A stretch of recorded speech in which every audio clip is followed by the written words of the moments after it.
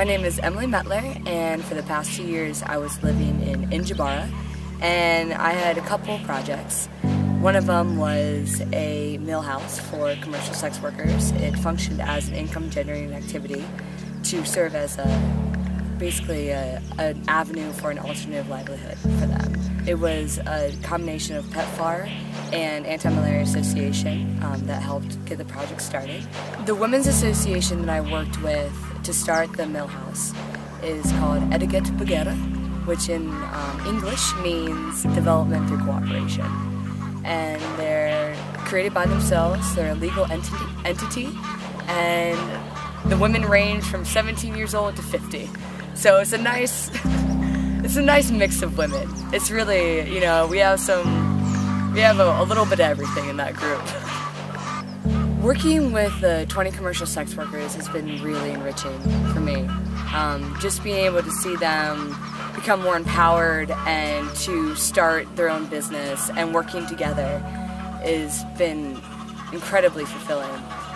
At first we had kind of a problem because they wanted to hire a male worker to do the grains, which is very common. In every mill house you see the men kind of funneling in like the whole grains into the duquette, the powder, the flour. And one time the male worker that they hired had to go to a funeral and they were forced to do it, and that was probably the best thing I've ever heard when they called me after a couple of days to say, "Emily, we did the mill by ourselves," and like just seeing like how they're empowered, and like there was no direction from me or from Alga, who's the project facilitator. Nothing. It was just from their own volition, from their own, you know, from their own. And seeing that they felt empowered enough to actually do it themselves, it was really nice. My name is Usman Mohammed. I'm a U.S. Peace Corps volunteer in the city of Gondar, and my background is health information technology. My counterpart's name is Surafel Ingadao. He's actually the IT director at the university. He's a great guy. I remember when I first got here and I told him what I was here to do, he said he's willing to do whatever it takes to make my job successful, and I was very grateful he said that. With my counterpart, and specifically with the kind of work I do here, I'm involved in IT projects. I'm involved in training staff to implement or learn to use IT in a more efficient manner. If I'm not working on the IT side, I'm trying to help implement or assist implement health projects with the Centers for Disease Control Unit. I help to train students on HIV matters, sanitary issues, making sure that students know what their rights are in terms of basic health facilities at the university. IT helps just to reduce HIV, the transmission rate. The university CDC has just HIV computer center inside the university.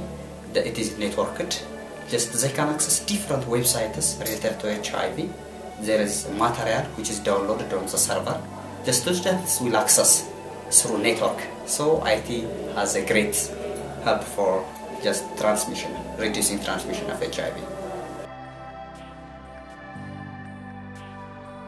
Projects in Finote Salon.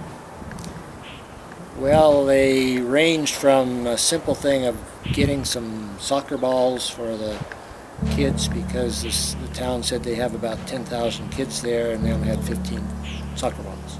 And then helping with the hospital create a database to keep them from providing duplicate medical files for a patient. Helped with the people living with HIV/AIDS build a chicken house for income generating. Got a PEPFAR grant for some orphans and vulnerable children at one of the schools to build a bakery as income generating.